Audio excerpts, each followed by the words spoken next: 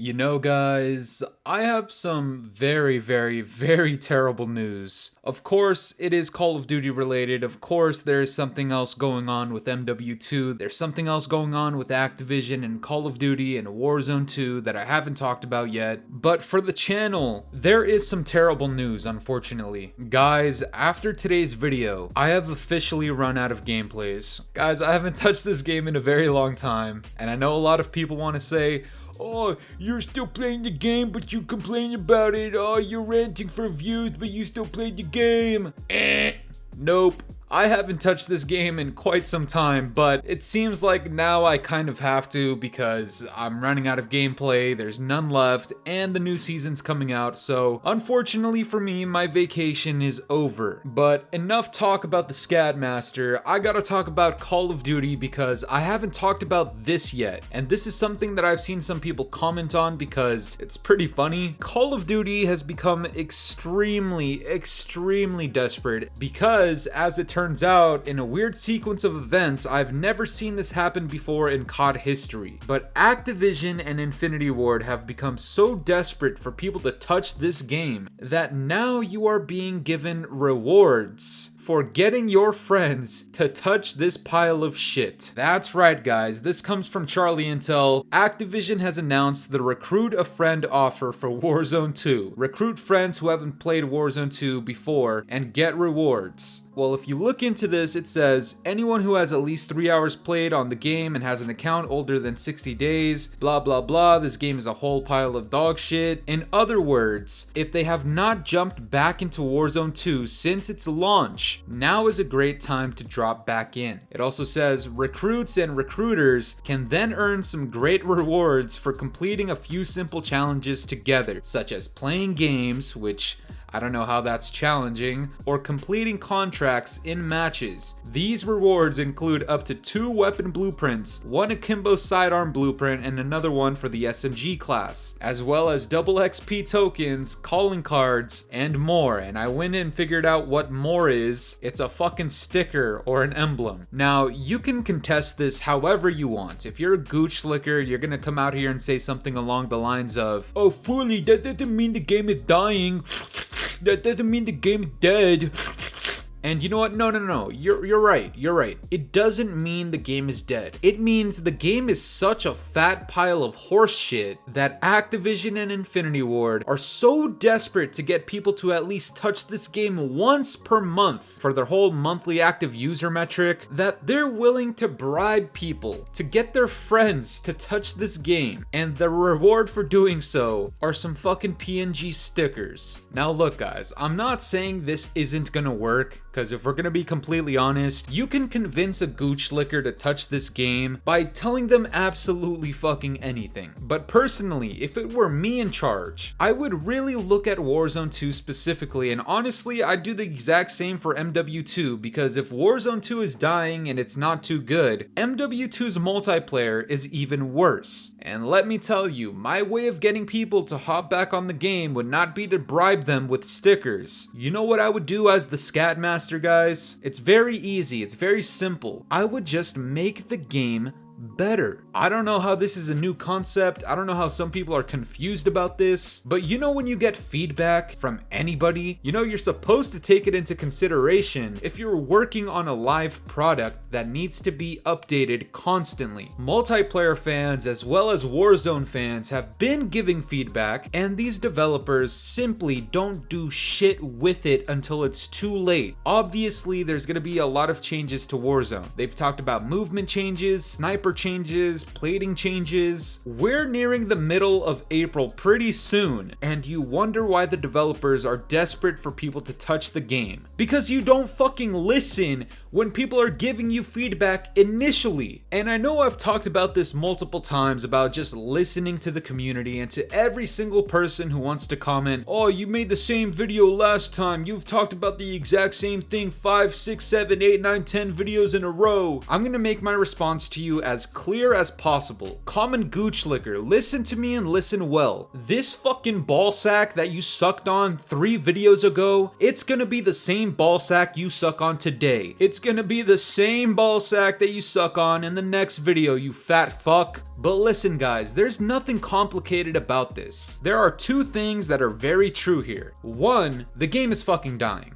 Okay, that's not a debate. You wouldn't make a move like this unless your game was unhealthy. The developers are desperate for people to get back on the game, and instead of doing it the right way early on, 5 months ago, all of a sudden, now when the numbers are finally dwindling, now is the time that they want to start making changes, quote unquote. Now is the time that they want people to start playing the game again. I mean, we talked about this with the whole Blackcell Battle Pass a couple of videos ago. It's an attempt by Activision and Infinity Ward to get people interested in the game again. Except here's the thing, they're not going about it correctly. If you wanted something like the Blackcell thing to be so successful that it revives your game, or at least revives your pockets, you wouldn't make the dumb shit $30 with no card points allowed to be paid with. And same thing goes here. If you want people to hop onto your game at least 1 time per month, the way to do it is not to bribe dumbasses. Of course, it's gonna work. Dumbasses are gonna do this. But is that really sustainable? Is that really the long-term solution? No. The long-term solution is make your game good. And looking forward, okay, you want to think progressively. The next time you release your title, whether it's multiplayer or the next iteration of Warzone, when there's feedback, because there's always going to be feedback, listen right away. Don't wait 6 months to start doing things, because people aren't going to be interested. It's going to be too late. This is common fucking sense. I mean, guys, seriously, even with the announced changes for Warzone 2 coming in Season 3, at least on social media based on certain polls, it seems like people still aren't that interested. This poll by Doug Dimmadome Warzone is one of the funniest things I've ever seen. And it's only funny because this comes after a series of tweets by a lot of these gooch-licking content creators and platforms talking about how hyped they are for Warzone 2's changes in Season 3, right? Because everybody wants to talk about, oh my god, they're changing the movement, they're changing the plating system 5 months after we told them to. I'm so hyped, woo! Well, I'm sorry, but in the real world, that's not how shit works. Doug Dimmadome Warzone tweets out, are you excited for Season 3 of Warzone? And of over 38,000 votes, 57% of people said no. Even after the promised changes, the changes that so many people have been asking for months, even after all of that, the majority of people are not excited. And I know gooch lookers, relax,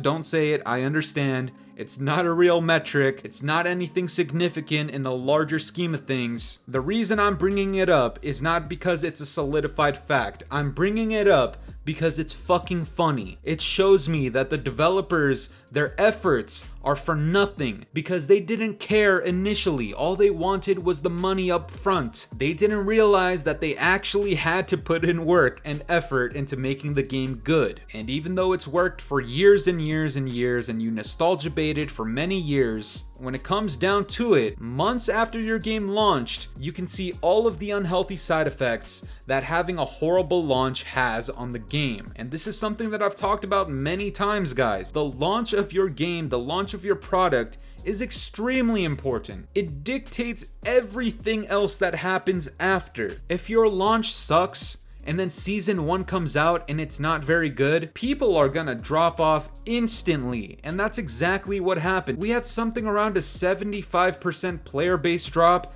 by the middle of Season 1. Guys, that shit is not good. No matter which way you cut it, you can say, oh, you're just hating for views. If you don't like it, don't play it. That's what everybody did. If by Season 4 or 5, the game is finally deemed good, well, guess what? Because your launch was so trash, and every single season up to Season 4 were all trash, guess what? Even though the game might be good, many people have already dropped off and lost interest. To be completely honest, just based on the changes that they're making in Warzone 2 and in the multiplayer, especially when it comes to the amount of content, I can confidently tell you guys that by like Season 4 or 5, the game might actually feel complete. The question then remains, does it even matter by that point? Because so many people have already jumped off the game, does it even matter? No. And that's exactly why the launches are so important. That's why the first season is extremely important. And by season 2, if you haven't figured it out the way that MW2 and Warzone 2 haven't, then it's not gonna matter what you do in season 3